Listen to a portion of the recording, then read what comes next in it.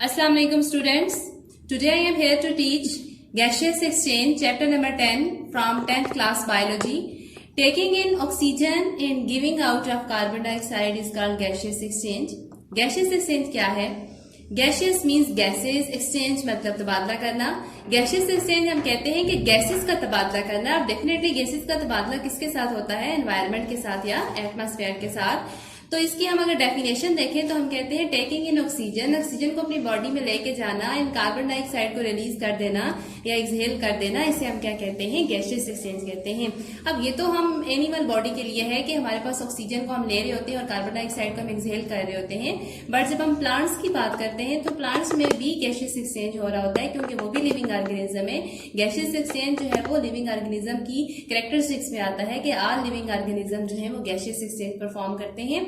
तो प्लांट्स जो है वो ऑक्सीजन जो है वो एक्सहेल कर रहे होते हैं, मतलब वो ऑक्सीजन रिलीज कर रहे होते हैं और कार्बन डाइऑक्साइड को एब्जॉर्ब कर रहे होते हैं. तो ये अपोजिट प्रोसेस हो रहा होता है प्लांट्स में, एनिमल्स में. तो इस चैप्टर में हम थ्रू आउट गैसियस एक्सचेंज के बारे में पढ़ेंगे और इन एनिमल्स बॉडी पढ़ेंगे. ठीक है. हम उसके बाद हमारे पास कुछ टर्मिनोलॉजीज आ जाती हैं जो गैसियस एक्सचेंज से ही रिलेटेड हैं. जैसा कि फर्स्ट हमारे पास है cellular respiration and second one is breathing. इन दोनों में डिफरेंसेस भी हैं. इनको जो है आमतौर पर दोनों जो टर्मिनोलॉजीज है इनको एक ही समझा जाता है. कुछ लोग समझते हैं कि सेलुलर रेस्पिरेशन और ब्रीथिंग जो है वो एक ही प्रोसेस है, बट इनफैक्ट अगर इनको हम देखें तो ये एक जैसे एक प्रोसेस में नहीं आते. Cellular respiration is somewhat different from breathing. अब कैसे डिफरेंट है, क्या डिफरेंसेस है इनमें, हम वो डिटेल से देख लेते हैं. तो इसमें हमारे पास जो है वो सेलुलर रेस्पिरेशन की डेफिनेशन देखें. Cellular respiration is a process in which CH bond in food are broken by oxidation reaction and the energy is released in the form of ATP. यानी कि हम जो फूड लेते हैं, हमारे फूड में कार्बोहाइड्रेट्स प्रेजेंट होते हैं, उनकी ब्रेकडाउन होती है by the process of oxidation, reduction, reactions होते हैं और एट द एंड हमारे पास एटीपी एनर्जी प्रोड्यूस होती है. एटीपी क्या है? Adenosine triphosphate. ये एनर्जी है जो फूड में केमिकल एनर्जी प्रेजेंट होती है बॉन्ड्स में, वो कन्वर्ट हो जाती है हमारी बॉडी की एनर्जी में. और हमारी बॉडी में जो एनर्जी है वो किस फॉर्म में होती है? एटीपी फॉर्म में होती है, जिसे हमारे सेल्स जो है वो यूज करते हैं, which is called as adenosine triphosphate.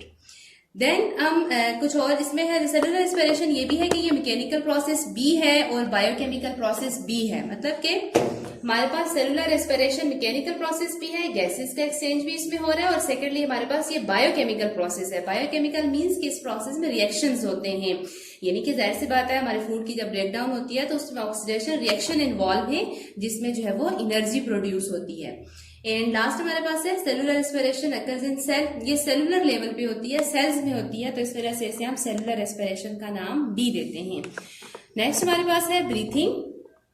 Breathing the process through which animals take care for gaseous exchange.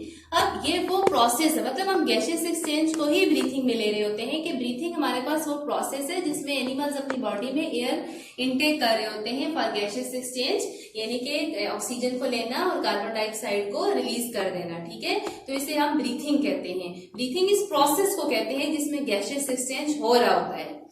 Then breathing हमारे पास जस्ट जो है वो मैकेनिकल या फिजिकल प्रोसेस है, मतलब जस्ट इसमें हमारा रेस्पिरेटरी सिस्टम इन्वॉल्व होता है. हम ऑक्सीजन लेते हैं और कार्बन डाइऑक्साइड को एक्सहेल कर देते हैं. मतलब इसमें कोई it's not a chemical process, में कोई एनर्जी नहीं बनती, कोई केमिकल प्रोसेस नहीं हो रहा होता. ये जस्ट हमारे पास एक फिजिकल प्रोसेस है कि गैसेस का एक्सचेंज हो रहा होता है विद एनवायरमेंट. एंड लास्ट हमारे पास है it occurs at individual level. और ये हमारे पास इंडिविजुअल लेवल यानी कि रेस्पिरेटरी सिस्टम इसमें इन्वॉल्व होता है. इसमें कोई एक सिंगल सेल इन्वॉल्व नहीं होता, इसमें हमारा पूरा सिस्टम इन्वॉल्व होता है, जिसे हम कहते हैं कि रेस्पिरेटरी सिस्टम जो है वो हेल्प करता है गैसेस के एक्सचेंज में. तो इन दोनों में डिफरेंसेस देख लें. सेलुलर रेस्पिरेशन, ब्रीथिंग जो है, these are two different process. एक में एनर्जी इन्वॉल्व है, दूसरे में कोई एनर्जी की इन्वॉल्वमेंट नहीं है. एक हमारे पास सेलुलर लेवल पे है, दूसरा हमारे पास जो है वो रेस्पिरेटरी सिस्टम पूरा इन्वॉल्व है, मतलब कि इंडिविजुअल लेवल पे है. फिर एक में हमारे पास ये बायोकेमिकल प्रोसेस है, वो हमारे पास जस्ट जो है वो फिजिकल प्रोसेस है. तो ये दोनों जो है वो सिनोनिम्स नहीं है, इन्हें हम सिनोनिम्स के तौर पे नहीं ले सकते. सो this is about gaseous exchange. Okay, next है हमारे पास गैशियस एक्सचेंज इन प्लांट्स। अब हम देखेंगे कि प्लांट्स में किस तरह से गैशियस एक्सचेंज का प्रोसेस होता है। Gaseous exchange taking in oxygen and given out of carbon dioxide हम ऑलरेडी डिस्कस कर चुके हैं। और अब हम देखेंगे प्लांट्स में जैसा कि हमारे पास there is no proper organ, no organ और सिस्टम फॉर गैशियस एक्सचेंज, यानी कि प्लांट्स की बॉडी में जिस तरह हम अपनी बॉडी की बात करें, एनिमल बॉडी की बात करें, तो हमारा प्रॉपर एक रेस्पिरेटरी सिस्टम मौजूद है। हम जो है हमारा एक पूरा एयर पैसेज वे मौजूद है जिसके थ्रू जो है हम गैशियस एक्सचेंज का प्रोसेस करते हैं। बट प्लांट्स के केस में ऐसा जैसा कुछ नहीं है, कोई इनमें ऑर्गन नहीं है, कोई ऐसा सिस्टम नहीं है जिसके थ्रू इनमें गैशियस एक्सचेंज हो। और सेकेंडली इनमें जो एवरी सेल जो है ना इनकी बॉडी का एवरी सेल जो है जो कि facing environment of the plant body gaseous exchange में हेल्प करता है। Every cells of the plant body help in gaseous exchange, यानी कि प्लांट बॉडी के जितने भी सेल जो एनवायरनमेंट फेस करते हैं वो सब के सब जो है गैशियस एक्सचेंज के प्रोसेस में हेल्प करते हैं। अब हम देखते हैं वो कौन से सेल हैं, हम थोड़ा सा डिस्कस कर लेते हैं कौन कौन से प्लांट्स में जो है इनके पार्ट्स हैं जो गैशियस एक्सचेंज में हेल्प कर रहे होते हैं। तो फर्स्ट हमारे पास आ जाता है लीफ। फर्स्ट हम देखेंगे लीफ हमारे पास ऐसा पार्ट है प्लांट में जो गैशियस एक्सचेंज में हेल्प करता है। जैसा कि लीफ हमारे पास कैसे हेल्प करता है, लीफ में हमारे पास स्मॉल स्ट्रक्चर, स्मॉल ओपनिंग जो कि एपिडर्मिस में प्रेजेंट होते हैं। लीफ एपिडर्मिस में small opening, small structure present होते हैं जिन्हें हम स्टोमेटा कहते हैं। स्टोमेटा जो है वो हमारे पास हेल्प करते हैं लीफ में गैशियस एक्सचेंज के लिए। स्टोमेटा वो स्मॉल ओपनिंग है जो हमारे पास जो गैशियस एक्सचेंज के लिए भी रिस्पॉन्सिबल है और दूसरा जो है ये वाटर के लिए भी रिस्पॉन्सिबल है। वाटर की एब्जॉर्प्शन भी जो है वो इनके थ्रू होती है इन लीफ। अब हम देखेंगे लीफ में यंग स्टेम की अगर हम बात करें तो उनमें भी स्टोमेटा प्रेजेंट होती है उनकी एपिडर्मिस में, क्योंकि वो भी ग्रीन स्टेम होते हैं। अब हम देखेंगे कि लीफ के अंदर और कौन से सेल प्रेजेंट है। इसमें हमारे पास मीजोफिल सेल आ जाते हैं। मीजोफिल सेल जो है ये भी लीफ में रिस्पॉन्सिबल है किसके लिए जी, गैशियस एक्सचेंज के लिए। अब मीजोफिल सेल के हम देखेंगे क्या क्या फंक्शन है। मीजोफिल सेल एक तो फूड स्टोर करते हैं, फिर उसके अलावा जो है ये एयर स्टोर करते हैं, ठीक है। एयर एक्स्ट्रा ऑक्सीजन या कार्बन डाइऑक्साइड जो है जितने टाइम के लिए जरूरत होती है ये स्टोर कर लेते हैं। और उसके अलावा जो है इनका थर्ड फंक्शन हमारे पास फोटोसिंथेसिस है। फोटोसिंथेसिस फूड फैक्ट्री प्रोसेस जिसे हम कहते हैं, फूड मेकिंग प्रोसेस कहते हैं, जिसमें प्लांट्स जो है वो अपनी खुराक तैयार करते हैं। तो ये फोटोसिंथेसिस का प्रोसेस भी मीजोफिल सेल में होता है। अब मीजोफिल सेल में मैंने कहा एयर भी स्टोर होती है क्योंकि इनमें एयर स्पेसिस प्रेजेंट होती हैं, फूड भी स्टोर करते हैं, फोटोसिंथेसिस का प्रोसेस भी होता है। अब हम देखेंगे प्लांट्स में हमारे पास दो तरह की सिचुएशंस होती हैं। अगर हम लीफ की बात कर रहे हैं तो इसमें एक डे टाइम की सिचुएशन अलग से होती है और नाइट टाइम की सिचुएशन अलग से होती है। जब हम डे टाइम की बात करते हैं, फर्स्ट हम डे टाइम देख लेते हैं। प्लांट्स में हमारे पास दो तरह के प्रोसेस चल रहे होते हैं एट डे टाइम। इसमें हमारे पास मैंने कहा दो तरह के इनके प्रोसेस है। एक इनमें है फोटोसिंथेसिस और सेकंड प्रोसेस जो है वो क्या है, रेस्पिरेशन। अब दिन के टाइम में हम देखते हैं फोटोसिंथेसिस का प्रोसेस होता है, क्योंकि फोटो मींस लाइट, फोटोसिंथेसिस का प्रोसेस जस्ट डे टाइम पे होता है। There is no light, there is no photosynthesis. Photosynthesis में और रेस्पिरेशन ऐसा प्रोसेस है जो ऑल द टाइम सेल्स में हो रहा होता है। अब फोटोसिंथेसिस में हम देखते हैं कार्बन डाइऑक्साइड और वाटर जो है ये कंबाइन होके क्या बनाते हैं, ग्लूकोज प्लस ऑक्सीजन। अब ये कार्बन डाइऑक्साइड और वाटर मिलकर जो ग्लूकोज और ऑक्सीजन बना रहे हैं, तो ये जो ऑक्सीजन हमारे पास जो फोटोसिंथेसिस के प्रोसेस में रिलीज होती है ये हमारे पास इस्तेमाल हो जाती है रेस्पिरेशन में। क्योंकि रेस्पिरेशन के प्रोसेस में अगर हम देखें तो रेस्पिरेशन में हमारे पास ग्लूकोज प्लस ऑक्सीजन, इसकी इन दोनों के मिलने से हमारे पास जब ग्लूकोज की ब्रेकडाउन होती है तो कार्बन डाइऑक्साइड, वाटर और एनर्जी प्रोड्यूस होती है in the form of ATP. अब रेस्पिरेशन में आप देखें कार्बन डाइऑक्साइड जो प्रोड्यूस होती है वो फोटोसिंथेसिस में इस्तेमाल हो रही होती है और फोटोसिंथेसिस में जो ऑक्सीजन प्रोड्यूस होती है वो रेस्पिरेशन में इस्तेमाल हो रही होती है। मतलब ये दोनों प्रोसेस साइड बाय साइड हमारे पास चल रहे होते हैं, ठीक है। यानी कि कार्बन डाइऑक्साइड जो रेस्पिरेशन में प्रोड्यूस होती है वो फोटोसिंथेसिस में इस्तेमाल हो जाती है और फोटोसिंथेसिस में जो ऑक्सीजन प्रोड्यूस होती है वो रेस्पिरेशन में इस्तेमाल हो जाती है। इसी तरह जो एक्स्ट्रा ऑक्सीजन होती है रेस्पिरेशन में इस्तेमाल होने के बाद वो ऑक्सीजन जो है वो एयर स्पेसिस में हमारे पास मीजोफिल सेल में स्टोर भी हो जाती है फॉर नाइट टाइम, क्योंकि रात के टाइम कोई फोटोसिंथेसिस नहीं होती है। तो रात के टाइम जो ऑक्सीजन है, क्योंकि रेस्पिरेशन का प्रोसेस तो रात के टाइम भी हो रहा होता है, तो इस वजह से रात के टाइम जो ऑक्सीजन है वो पौधे जो है या तो मीजोफिल सेल से लेते हैं या सराउंडिंग एटमॉस्फेयर से लेते हैं। तो अब हम देखते हैं नाइट टाइम में क्या सिचुएशन होती है हमारे पास।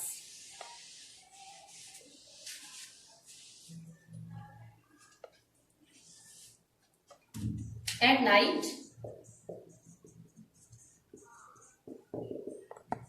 नाइट में मैंने कहा नो फोटोसिंथेसिस,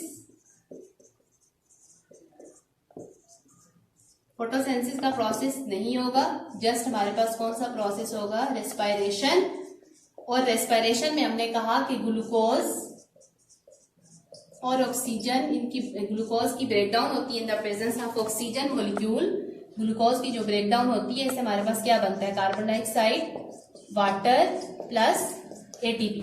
अब इस प्रोसेस में देखें, अब यहाँ पे जो ऑक्सीजन इस्तेमाल हो रही है, तो यहाँ रात के टाइम तो फोटोसिंथेसिस नहीं हो रही है, तो ये ऑक्सीजन कहाँ से आती है, तो ये ऑक्सीजन जो है या तो मेसोफिल सेल में जो ऑक्सीजन स्टोर हो जाती है डे टाइम में वो प्लांट्स यूज कर लेते हैं, या थ्रू स्टोमेटा जो है ये एनवायरमेंट से ले लेते हैं। और जो कार्बन डाइऑक्साइड यहाँ पे बनती है, जो एक्स्ट्रा कार्बन डाइऑक्साइड है, वो कार्बन डाइऑक्साइड यहाँ से ये एनवायरमेंट में रिलीज कर देते हैं।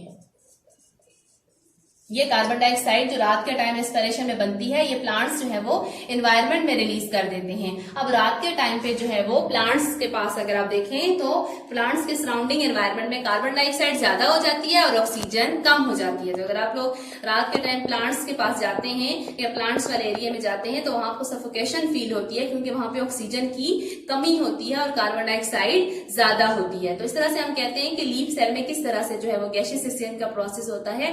With the help of diagram देखेंगे किस तरह से स्टोमेटा के थ्रू जो है वो गैसेस जो है इंटरलीव कर रही हैं। ओके जी, लुक एट द डायग्राम जिसमें हमारे पास ये लीफ के स्ट्रक्चर में देखें, यहाँ पे डायग्राम में मैंने कहा कि लीफ में स्टोमेटा प्रेजेंट होते हैं जो कि गैसियस एक्सचेंज के लिए रिस्पॉन्सिबल हैं। तो यहाँ पे ये देखें, ये जो ओपनिंग प्रेजेंट है, ये एक ये ओपनिंग हमारे पास और एक इधर देखें ये ओपनिंग हमारे पास। ये क्या है हमारे पास, स्टोमेटा। स्टोमेटा जो है इनके राउंड में गार्ड सेल प्रेजेंट होते हैं। गार्ड सेल वो स्ट्रक्चर्स होते हैं जो स्टोमा की ओपनिंग और क्लोजिंग को रेगुलेट करते हैं, यानी कि स्टोमेटा की जो ओपनिंग क्लोजिंग है वो गार्ड सेल के थ्रू होती है। अब जब गार्ड सेल में यहाँ पे वाटर इंटर होता है, जब जैसे इनमें गार्ड सेल में वाटर इंटर होता है तो ये टर्गिड हो जाते हैं, फूल जाते हैं और ये स्टोमा जो है इनके बीच में ये जो होल ओपनिंग प्रेजेंट है ये ओपन हो जाता है और इससे water vapours, oxygen, carbon dioxide इनका जो है वो इंटरलीव स्टार्ट हो जाता है। फिर जैसे ही जो है इन गार्ड सेल में से वाटर जो है वो निकल जाता है, मतलब ये फ्लैसिड हो जाते हैं, पिचक जाते हैं, तो फिर जो स्टोमा है ये बंद हो जाता है। तो देखते हैं ये हमारे पास कि जब स्टोमेटा जो है वो ओपन होते हैं तो कार्बन डाइऑक्साइड इन हो रही होती है, जैसे कि यहाँ पे देखें कार्बन डाइऑक्साइड इन हो रही होती है, वाटर वेपर्स आउट हो रहे होते हैं हमारे पास और ऑक्सीजन भी हमारे पास आउट हो रही है यहाँ से। फिर इस तरह जब स्टोमेटा क्लोज हो जाते हैं, मींस के गार्ड सेल फ्लैसिड हो जाते हैं, स्टोमेटा बंद हो जाते हैं, तो उस टाइम पे कोई मूवमेंट जो है वो नहीं होती है। और इसमें हमारे पास ये देखें, ये मेसोफिल सेल प्रेजेंट है, ये अपर एपिडर्मिस, देन ये हमारे पास ये मेसोफिल स्ट्रक्चर्स प्रेजेंट है, मेसोफिल सेल इन्हें हम कहते हैं। इसमें हमारे पास मेसोफिल, ये पेलिसेड मेसोफिल भी है, स्पॉन्जी मेसोफिल भी है। इन मेसोफिल में हमारे पास ये मेसोफिल फूड भी स्टोर करते हैं, इनमें फोटोसिंथेसिस का प्रोसेस भी होता है, ये एयर भी स्टोर करते हैं। इसमें ये एयर स्पेसिस प्रेजेंट है, जो व्हाइट पोर्शन आपको नजर आ रहा है ये हमारे पास जो स्पेसिस है हम एयर स्पेसिस कहते हैं। यहाँ पे एयर भी इजीली स्टोर हो सकती है और मूव हो सकती है, पास ऑन हो सकती है। So this is about the mesophyll cell in which there is a photosynthesis. और एयर भी यहाँ पे स्टोर हो सकती है, फूड भी ये स्टोर करते हैं, ये मेसोफिल सेल के फंक्शन में ये चीज आती है। देन हमारे पास मैंने कहा कि डे टाइम पे हम देखते हैं कि जब फोटोसिंथेसिस का प्रोसेस होता है और रात के टाइम पे जो है फोटोसिंथेसिस नहीं होती है, क्योंकि फोटोसिंथेसिस जो ऐसा प्रोसेस है जो लाइट की मौजूदगी में होता है। तो हमारे पास डे टाइम में हमारे पास क्या होता है कि ये कार्बन डाइऑक्साइड जो है स्टोमेटा में जा रही है, स्टोमेटा के थ्रू यहाँ अंदर जा रही होती है और उसके बाद जो फोटोसिंथेसिस के प्रोसेस के बाद जो ऑक्सीजन बनती है वो रेस्पिरेशन में ही इस्तेमाल हो जाती है, बट जो एक्स्ट्रा ऑक्सीजन होती है वो यहाँ स्टोमेटा से बाहर एनवायरमेंट में आ जाती है। अब हमारे पास है नेक्स्ट, अब हम देखते हैं, पहले हमने देखा कि गैसियस एक्सचेंज किस तरह से लीफ के थ्रू होता है। अब हम देखते हैं कि अगर हमारे पास वुडी स्टेम हो, in case of woody stem and mature root. अब हम बात करें वुडी स्टेम और मैच्योर रूट की। अब हम देखेंगे वुडी स्टेम और मैच्योर रूट से किस तरह जो गैसियस एक्सचेंज का प्रोसेस होता है। नॉर्मली हमारे पास in woody stem and mature roots the entire surface is covered by bark. इसमें एक लेयर प्रेजेंट होती है स्टेम की सरफेस के ऊपर जिसे हम बार्क कहते हैं, which is impervious to gaseous gas or water, जो कि वाटर या गैस के लिए इम्परमिएबल होती है, मतलब उन्हें पास नहीं होने देती। तो उस बार्क में हमारे पास small hole like structure present होते हैं, उसे हम कहते हैं लेंटिसेल। ये भी स्मॉल ओपनिंग है जो कि उस लेयर में प्रेजेंट होती है, जो कि स्टेम और रूट की सरफेस के ऊपर होती है, क्योंकि नॉर्मली वो जो लेयर है वो इम्परमिएबल होती है। तो जब उसमें ये स्मॉल ओपनिंग्स लेंटिसेल प्रेजेंट होते हैं तो इनके थ्रू जो है वो गैसियस एक्सचेंज जो है वो वुडी स्टेम या रूट में अकर होता है।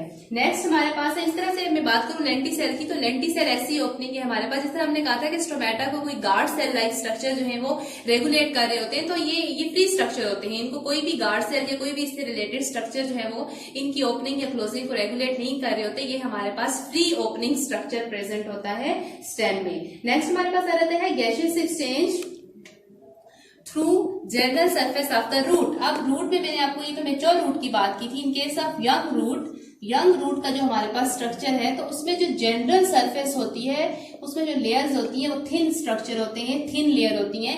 तो जनरल सरफेस से भी गैसियस एक्सचेंज हो जाता है through the process of diffusion. Diffusion के प्रोसेस के थ्रू जनरल सरफेस से भी गैसियस एक्सचेंज हो जाता है। लास्ट में हम बात करते हैं gaseous exchange in aquatic plants. अब हम देखेंगे जो हमारे पास एक्वेटिक प्लांट्स हैं जो पानी में रहते हैं, वो पौधे जो है वो कैसे गैसियस एक्सचेंज का प्रोसेस करते हैं, क्योंकि उनके लिए एनवायरनमेंट तो वाटर है। अब हम वाटर की जब बात करते हैं तो डेफिनेटली वाटर में जो है वो ऑक्सीजन डिजोल्व होती है, डिजोल्व ऑक्सीजन इन वाटर। अब वाटर में जो ऑक्सीजन प्रेजेंट होती है डिजोल्व फॉर्म में, वो ऑक्सीजन जो है ये एक्वेटिक प्लांट्स ले लेते हैं और इन रिजल्ट जो कार्बन डाइऑक्साइड होती है वो उसी वाटर में रिलीज कर देते हैं। यानी कि एक्वेटिक प्लांट के बारे में मैंने क्या कहा, the aquatic plants get the oxygen dissolve in water and release carbon dioxide in the water. यानी कि ये ऑक्सीजन जो वाटर में डिजोल्व है वो ले लेंगे और कार्बन डाइऑक्साइड वाटर में ही रिलीज कर देंगे। This is all about the gaseous exchange in plants. किस तरह से प्लांट्स में डिफरेंट जो स्ट्रक्चर्स प्रेजेंट है, हमने शुरू में कहा था कि प्लांट्स में ऐसा कोई आर्गन नहीं है गैसियस एक्सचेंज के लिए, तो जो डिफरेंट पार्ट्स प्रेजेंट है, कहीं पे हमने लीफ में देखा, कहीं पे हमने वुडी स्टेम में देखा, यंग रूट में देखा। फिर हम ये भी बताती चलूं कि यंग जो हमारे पास स्टेम है उसमें समटाइम क्यूटिकल स्ट्रक्चर भी प्रेजेंट होते हैं। यंग स्टेम एंड लीव्स में एक और स्ट्रक्चर जिन्हें क्यूटिकल कहते हैं, उनके थ्रू भी गैसियस एक्सचेंज का प्रोसेस अकर हो जाता है।